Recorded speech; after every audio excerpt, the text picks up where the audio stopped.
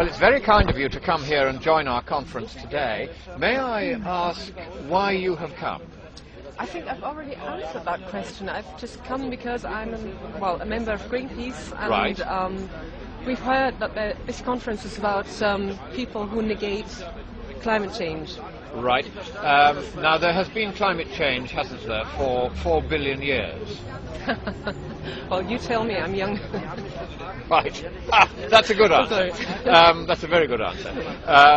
Can I ask you then, if there's been climate change for 4 billion years, why are you against it now? Because, over the last, let's say over the last 80 years, climate change has been really, really accelerating, and we have a big problem now, and we need to act very, very eagerly. Right. Now, the UN, in its calculations, shows that in all but the last 20 years, we could not have had any effect on the climate. It's a very recent effect that we might have had. So, given that there has been warming for 300 years, and 280 years, we could not have made any difference. Are you saying that in the last 20 years, we have suddenly done something that really changes the climate? Well, if you look at glaciers, if you look at the poles, and if you look at weather changes, it's very, very obvious. Let me ask you about the poles. Are you saying that there has been any unusual melting of ice at the poles? I think so. And how do you know that? Because I'm reading reports, I'm hearing people talk, and I'm reading the press. Have you ever checked any of the data from the scientific institutions or in the learned literature directly? Well, I have checked the reports from, for instance, the reports from Greenpeace, because they And Greenpeace is a campaigning organisation, isn't it? What do you mean by campaigning organisation? Well, it's not a weather bureau, is it? No, of course not. No. So my question then is, why do you believe reports, whether from Greenpeace or anybody else, without having actually checked them? I mean, I've seen it because I'm from Norway, actually. I'm from Norway, and I've seen glaciers 20 years ago, and they were much bigger than they are now. And I see that fauna and flora is changing in Norway because of global warming. But this has been happening for 4 billion years, as we agreed before. You will get changes sometimes towards cooling and sometimes towards warming. That's right, but it hasn't happened so quickly as over the past 20 years, as I've observed it myself. I see. Let me ask you this question then. In the last 10 years, how much has global temperature gone up? 0.7 degrees. In the last 10 years? No, not in the last. No, I'm asking about the last 10 years. Well, I just have to guess. Guess? I would say 0.1 degree. Right, it's actually gone down very slightly, about 0.05 degrees. It's gone down for 10 years. In fact, it hasn't increased statistically significantly for 15 years out of the 20 years you were talking about. May I ask a question? How do you know that? Because I take the data from the satellites, and I then plot what is called the least squares linear regression trend, which means if you have a stochastic data set, one which jumps up and down, you can process it mathematically to show what its trend is over a given period. And over the last 15 years, there has been no statistically significant increase in temperature at all. Those are the facts. How do you react to those facts? I think it's positive thinking, quite honestly. You think it's good news? It's absolutely good news, yeah. If you tell me this, and if this is true. Well, I can assure you that it is true, because there will be no point in my lying to you, because you could so easily check it for yourself. So my next question is, given that we haven't had any global warming for 15 years, and we've had, in fact, cooling for the last 9 years, why do you think it is so urgent that we should suddenly turn the cooling around, or make the cooling go still faster? Well, honestly, I have to check it first, before I can approve of what you say. Right. Actually, I have to go. Would you also be surprised to learn that in the last 30 years there has been virtually no change in the amount of sea ice in the world? I cannot believe this. When you say you cannot believe it, is it for you a matter of faith that there has been a lot of ice melting in the North Pole and the South Pole?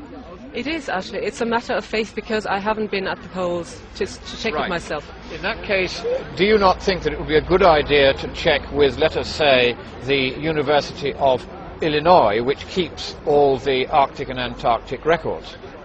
That would be an option, but it would also be a good idea to check the University of Tromsø, for example, who also checks the Arctic movements.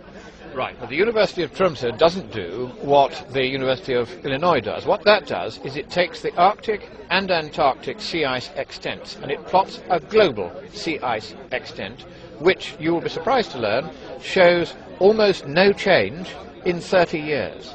How do you react to that news? I doubt it. And why do you doubt it? Because I need to read it myself and I need to inform myself on your results or the results that you're telling me. Let's talk next about hurricanes then. Do you think there have been more and worse hurricanes in recent years? I believe so. And why do you believe so? Because I've read all about it, and I mean Katrina... And where have you read about it? Well, in papers, in studies, and books. So it would surprise you to learn then that what the data show from the National Oceanographic and Atmospheric Administration is that there has been no increase in land-falling Atlantic hurricanes on the United States coast for 150 years. You'll be surprised to learn that. It would be so lovely to believe it. It would be so great. Right, very good. All of these facts I'm giving you, of course, you can check independently, and I'm not making any of this up. Why should I? So here is my next question. Were you aware that the combined frequency, duration and intensity of all the hurricanes, typhoons and tropical cyclones around the world reached its lowest point in 30 years just 2 months ago? I'm very surprised to hear that, yeah. What is interesting to me is that you don't know any of the facts about the climate at all, and yet you are wanting to change it in a particular direction. Can you explain why? Okay, I think we're talking of different planets. I mean, you're talking about a planet where global warming doesn't happen, and I'm talking about a planet where it certainly does happen. But forgive me, I talk about a planet where if I want to know whether global warming is happening or not, I check with the people who keep the actual data. I don't go to the newspapers or to Greenpeace. Why don't you go and check the actual data rather than believing, as a matter of faith, what is in fact a matter of science? But I have faith in organizations like, for instance, Greenpeace. Why? And I don't have, I mean, I have a private life as well, and I have a job life, and I don't have the time to check all, or to call the University of, which one was it? Well, if you want to check the Arctic and Antarctic ice records combined into a global ice anomaly, you go to the University of Illinois. There's a website called Cryosphere Today. It takes 10 minutes to look it up. Okay, so my concern here is that you are campaigning about something which, if you will forgive me, you appear to know absolutely nothing about. But I mean, the majority of the world and the scientists then, in your eyes, doesn't have anything or doesn't have a clue about what they're talking about. Is that when you what say you're the telling majority me? of scientists, how have you established what the majority of scientists think? Well, I'm reading papers and I'm listening to people who have something to say about global warming. So you have not actually interviewed the majority of scientists? You have not seen any survey which has interviewed the majority of scientists? No, of course not. So you're guessing? No, I'm not guessing. Well, once again, see, in the room where I have just been, there were something like 50 scientists, not one of whom believes one thing or another about science. They check. Because, let me ask you this question.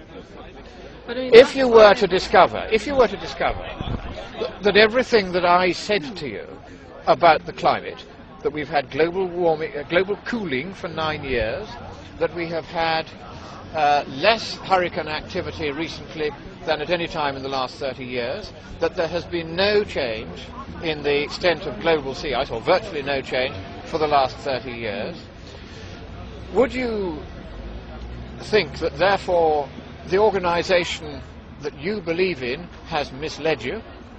No. In other words, even if I proved these things to you, you would still prefer to believe a political line given out by an organisation rather than the scientific facts? No, I would have to check it for myself first, and then we should talk about this again. Right. Okay? Well, I would like to say I'm most grateful to you for having given me so much of your time. I do beg you not to believe either me or anyone else on this, but to do exactly as you've just said and check for yourself. And when you do, I think you will find that you are addressing a non-problem. Thank you very much. We will see. Thank you. What's your name again? My name is Christopher Monckton. Okay. And your name is? Talking to you, Christopher. Kirsten Blodig. Kirsten Blodig. Yeah. Vielen Dank. Okay.